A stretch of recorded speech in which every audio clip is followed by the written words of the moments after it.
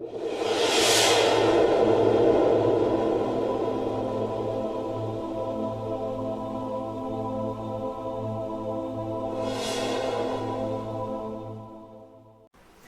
vamos falar então sobre reparametrização de uma curva.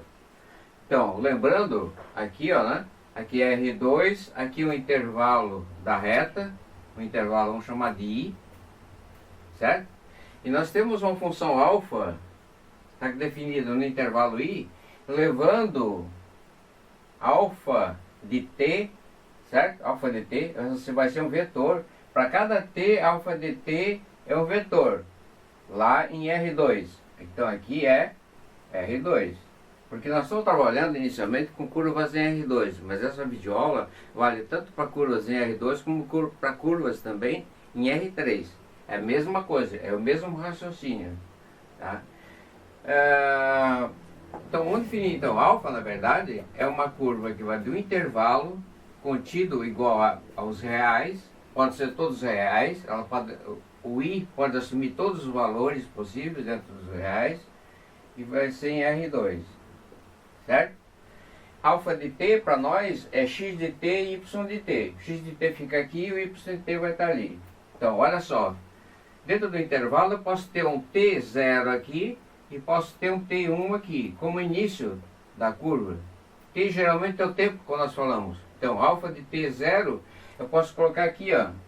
Tá certo? Então aqui é a alfa de t0.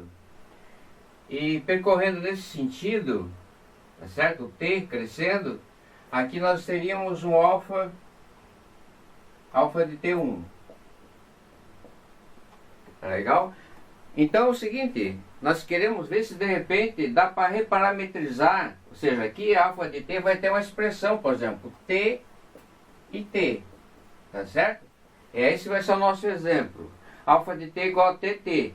Seria uma reta, tá certo? Seria uma reta que nós vamos ver. Aqui é um exemplo, então. Um exemplo.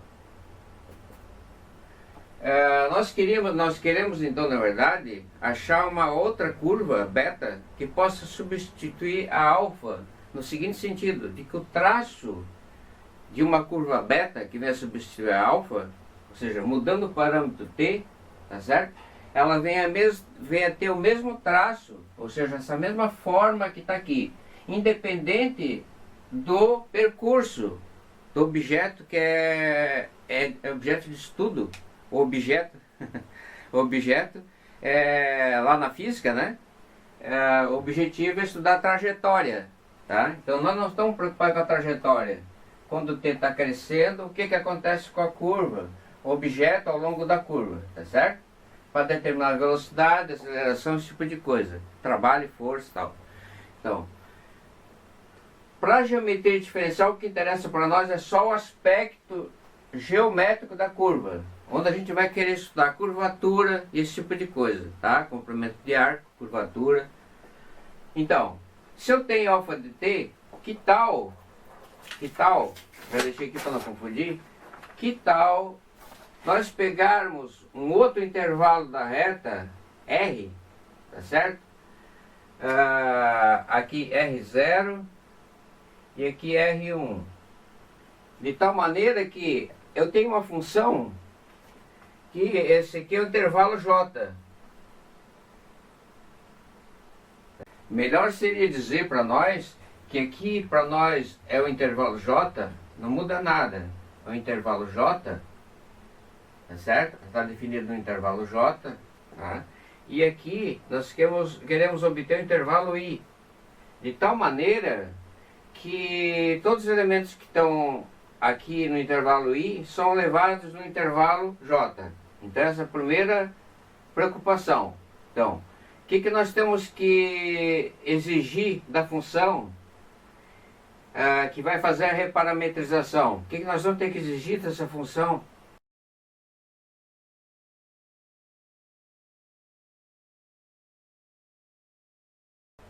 Essa aqui é a grande preocupação nossa, a H, tá certo? Então, o que nós temos por enquanto? Depois nós vamos dizer para nós o que nós temos que exigir de H para que nós temos uma reparametrização, ou seja, que nós venhamos obter uma curva beta que seja parametrizada diferenciável, tá certo? Porque a nossa alfa aqui, alfa, é parametrizada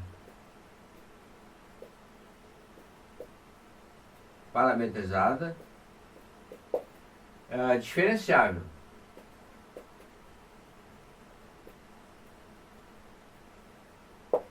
Ou seja, alfa é de classe C infinita, possui todas as derivadas de primeira ordem e de segunda ordem. A gente já viu na aula passada. Então, o que nós vamos ter que exigir de H para que eu venha fazer a composição aqui, ó. O que eu venho ter aqui? Olha, a função pega um ponto que está aqui, leva ali, depois a função pega por alfa e leva lá. Então nós vamos ter aqui uma bela beta, uma função beta, beta de R. Tá certo? O que vai ser beta de R? Olha, beta de R, do jeito que está aqui, é composição de duas funções, a H com alfa, ou alfa com H, tanto faz. Vai ser a alfa vai pegar H de R, tá certo? Então, beta vai ser H, alfa de H de R. Então, essa aqui vai ser a reparametrização, tá certo? Por exemplo, se eu der H de R igual a R ao quadrado, o que eu vou ter para mim lá? O que eu vou ter para mim? Beta de R vai ser igual a alfa de H de R. Certo? Que vai ser o quê? Alfa de R ao quadrado. Tá certo?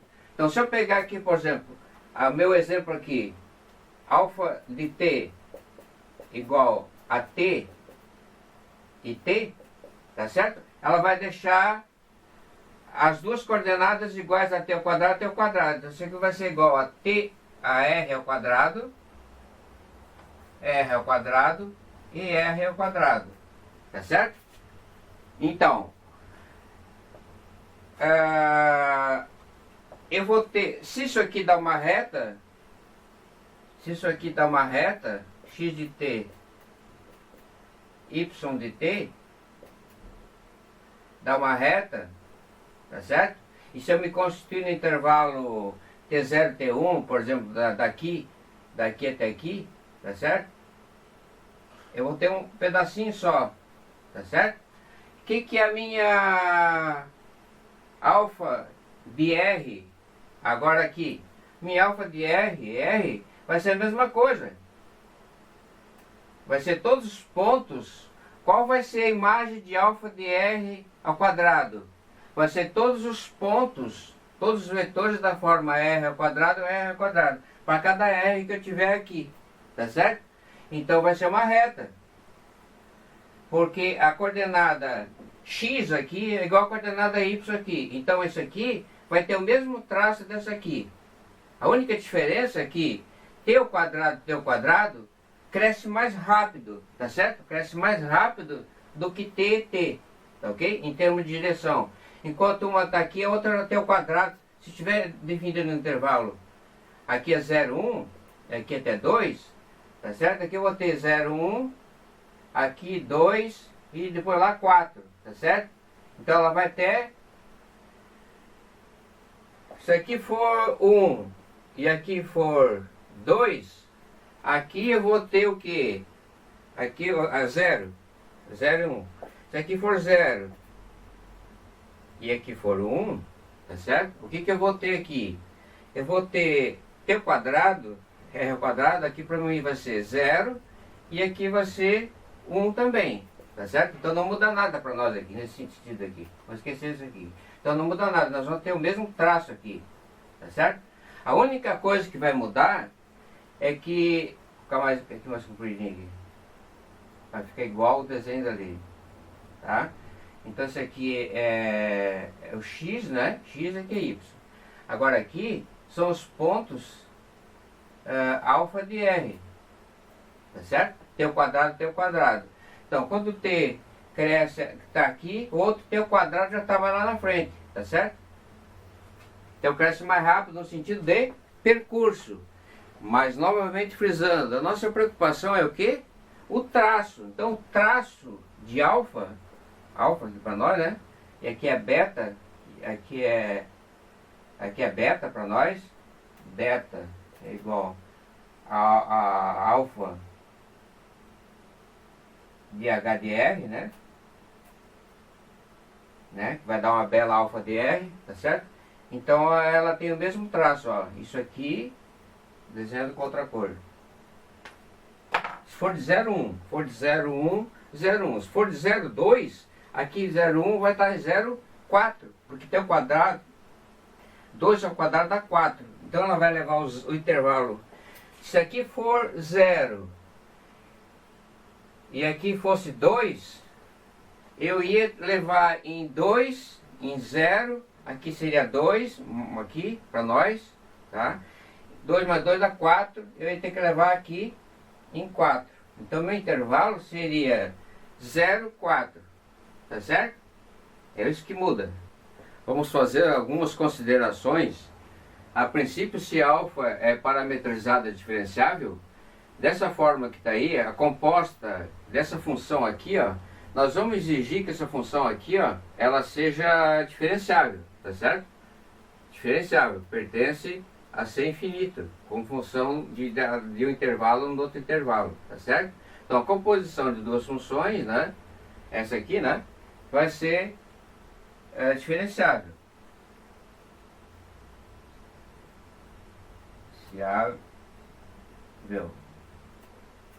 Ok? Então, não vai ter problema nenhum. Nós vamos sair de uma alfa, que é parametrizada diferenciável, de classe C infinita, e vamos para uma beta, que é de classe C infinita. Ok?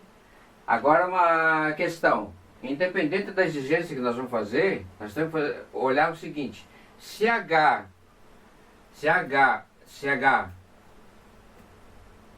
é crescente, estritamente crescente, monótono, vamos colocar aqui monótono.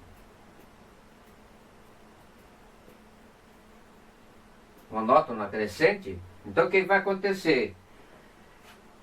A alfa tem esse sentido, tá certo? Para lá, tá certo? A beta vai também ter esse sentido para lá, tá certo? Agora, se H é decrescente,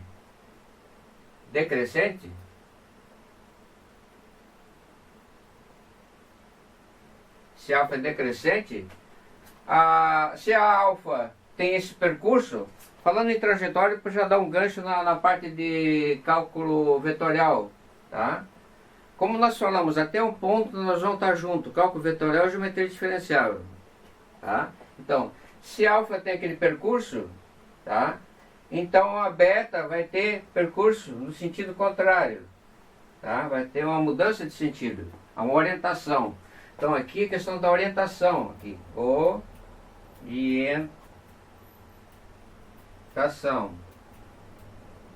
tá? Da curva, orientação da curva.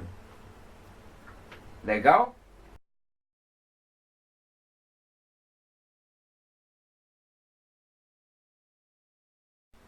Agora vamos a duas exigências com respeito a H. Primeira coisa, se eu quero uma reparametrização, eu tenho que levar esse intervalo I no intervalo J. Então, primeiro, a imagem H do intervalo I, ou seja, H aplicado a todos os elementos que estão dentro do intervalo I, vai me dar o intervalo J. Tá certo? Então, por exemplo, se eu estou naquela exemplo lá, alfa de t igual a tt, que dá uma reta, que é assim, né? Tá? A outra também, se eu pegar h de r, como sendo r ao quadrado, eu falei, nós vamos ter beta de t, beta de r, vai ser igual a r ao quadrado R ao quadrado. Já estou fazendo. Então o gráfico também vai ser uma reta passando pela origem. Então as coisas. Pega t e leva t ao quadrado. Depois a alfa pega t ao quadrado, leva em t ao quadrado, t ao quadrado. Tá?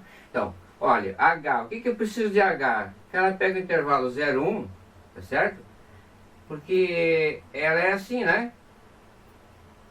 É uma parábola, né? T ao quadrado, o gráfico é uma parábola. Então, aqui para nós é 1. E aqui para nós também é 1, aqui, ó. Tá certo? Então, vai levar o intervalo 0, 1 no intervalo 0, 1. Então, esse aqui para mim é o J. E esse aqui para mim é o I. Então, toda função contínua, H contínua, ela leva o intervalo fechado no intervalo fechado. Tá certo? Contínua.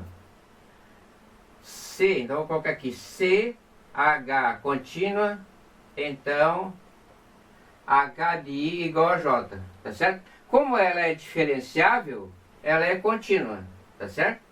Ela é mais do que contínua H, para nós tem que ser. Ela tem que ser diferenciável porque a composição das funções, a beta vai ter que ser diferenciável, tá? De classe infinita. Então H também vai ter que ser. Quando ela vai ser diferenciável, ser infinita, ela é contínua. Então ela obrigatoriamente H do intervalo I vai ser no intervalo J.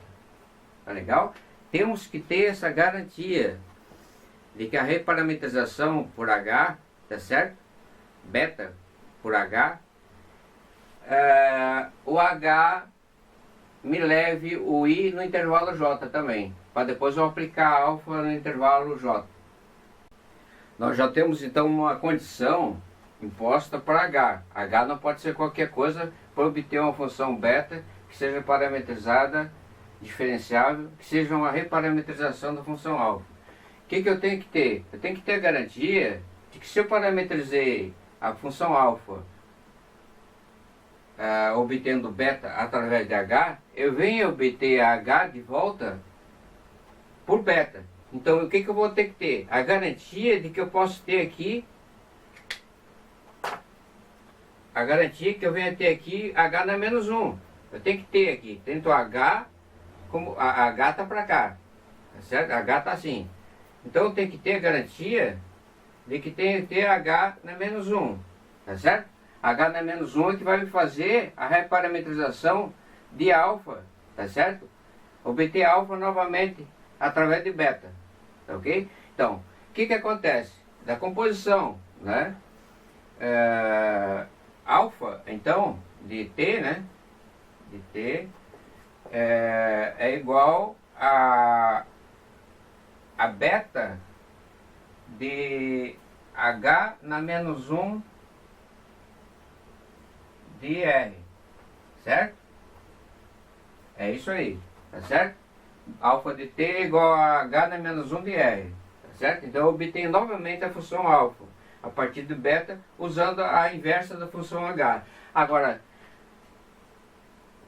como que eu vou fazer para que sempre eu possa voltar de beta para alfa? Ou seja, exigindo que sempre H seja inversível. Seja inversível, tá? Ser inversível.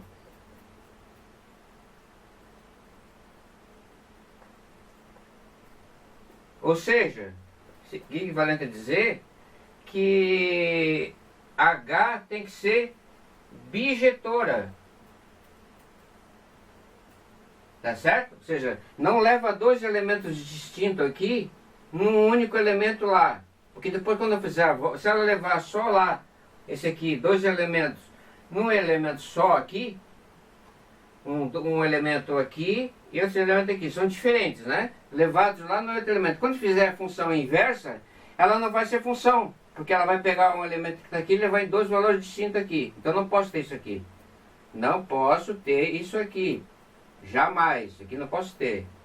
Então, a alfa tem que ser bijetora. Leva um aqui, leva um ali. Leva um aqui, leva um ali. Isso aqui tem que ser injetora. Dois elementos diferentes aqui são levados em dois elementos diferentes lá.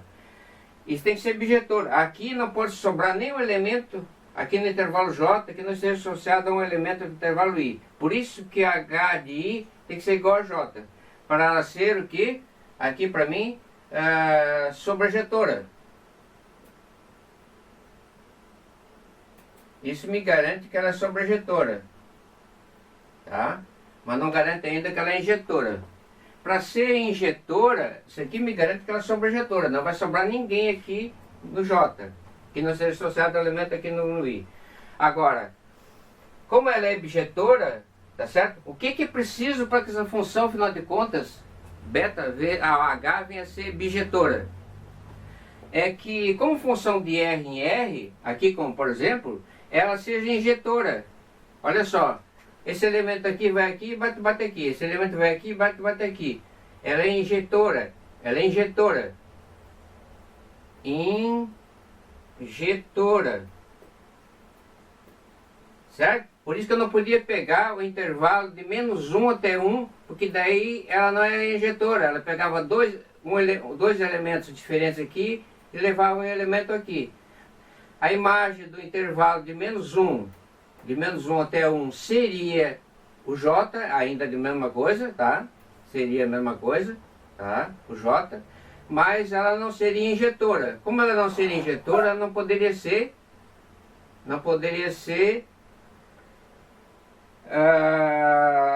bijetora, porque sobrejetora ela já é dessa forma que está ali, tá? Independente de ser injetora ou não, isso aqui já é. Esse é um exemplo clássico, digamos assim, tá?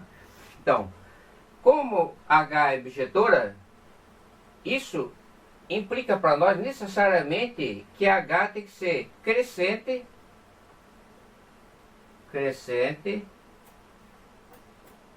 monótona, né? Crescente ou decrescente.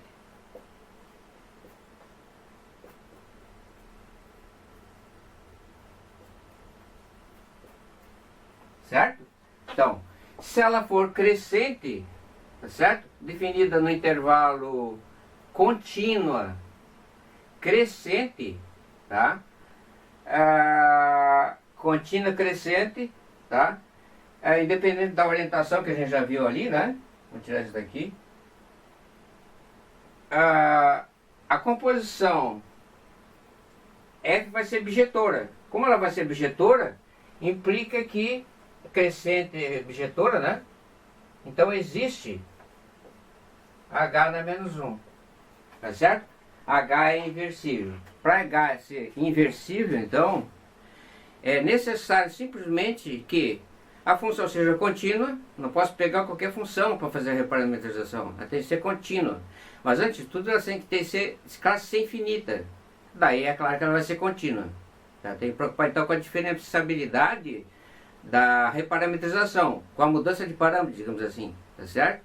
Tem que ser, a função que faz a mudança de parâmetro, H, tem que ser de classe C finita, para a composição ser de classe C finita, a beta. E para poder voltar da beta para alfa, a H tem que ser inversível, tá certo?